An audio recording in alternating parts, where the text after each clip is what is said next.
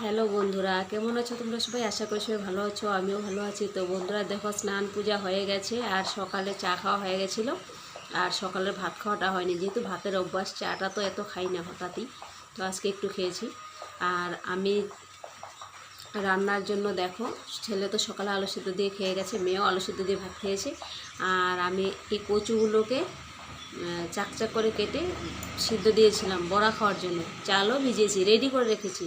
এখন আমার এত খিদে পেয়েছে বলার মতো না। এখন দেখো 2 পিস কচু নিয়ে নিলাম, আর এই যে পেঁয়াজ নিয়ে নিলাম এখানে, আর কাঁচা লঙ্কা আর সর্ষের তেল দিয়ে মেখে এটাকে এখন খেয়ে নেব, তারপরে রান্না করব কচুর বড়া আর ডিম বানাবো। তো ওগুলো হতে টাইম লাগবে না, আগে একটু খেয়ে নিই, খুব জোর খিদে পেয়েছে। লঙ্কা আর পেঁয়াজ তেলটাকে এখানে আগে একটু চটকে নিয়ে তারপরে যে কচুটাকে নিয়ে নিই। কচুটা এত সুন্দর সিদ্ধ হয়েছে, মুখটা না সেই সুন্দর, তার জন্য এটা দিয়ে একটু খেয়ে নিই। দেখো বন্ধুরা, এই যে দেখো কি সুন্দর হয়েছে, দেখো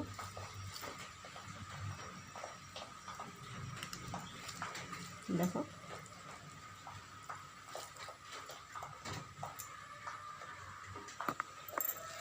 এটাতে যদি না যারা সর্ষে খায়, সর্ষে দিলে, একটু সর্ষে বেটে দিলে আরও দারুণ লাগে। কিন্তু আমি সর্ষেটা পছন্দ করি, খেতে পছন্দ করি, কিন্তু পরে অসুবিধা হয় না, তার জন্য খাই না। এটার সাথে একটু সর্ষে বাটা দিলে আরও খুবই খুবই দারুণ লাগে।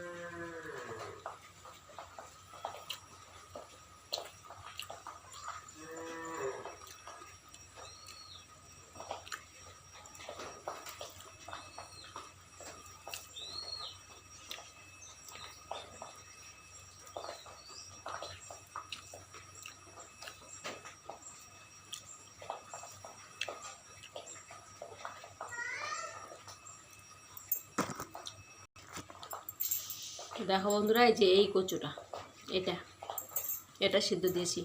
আসলে বিয়ের আগে কার্তিক অগ্রহায়ণ মাসে তখন নতুন ধানের, যেহেতু আমার বাপের বাড়িতে কৃষিকাজ না, নতুন ধান বের হতো, আর আমার মা লাউর ডুগা, তারপরে হচ্ছে যে কোনো ওই যে কাঁকরোল, এই যে কচু, এগুলো সিদ্ধ বাটা করতো, এত ভালো লাগতো। বেগুন পোড়া, আলু সেদ্ধ, মানে সকালে আমাদের সব খালি সেদ্ধ পোড়া বাটা এগুলোই হতো।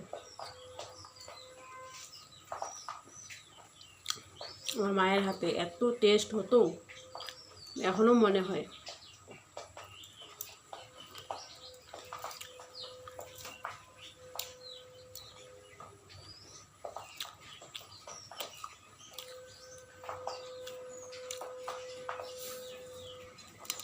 সিম বাটা সকালে, সব বাটা সেদ্ধ মাখা এগুলোই হতো। পোড়া বেগুন পোড়া দিয়ে আলু সেদ্ধ করে এখানে,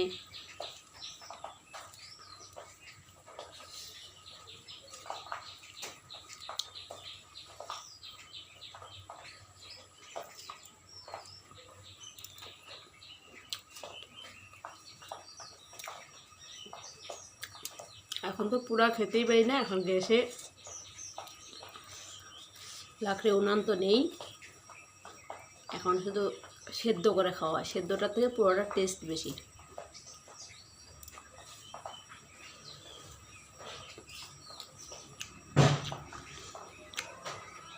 তো চলো বন্ধু, হয়ে গেছে আমার খাওয়া, অল্প আছে। সোনামা উঠে গেছে, সোনা আজকে 6টায় উঠেছে ঘুম থেকে, আবার খাওয়া দাওয়া করে ব্রাশ করে খাওয়া দাওয়া করে আবার 9টা 9:30 দিকে ঘুমিয়ে পড়েছিল, এখন আবার উঠে পড়েছে। এখন ওকে স্নান করে দেবো।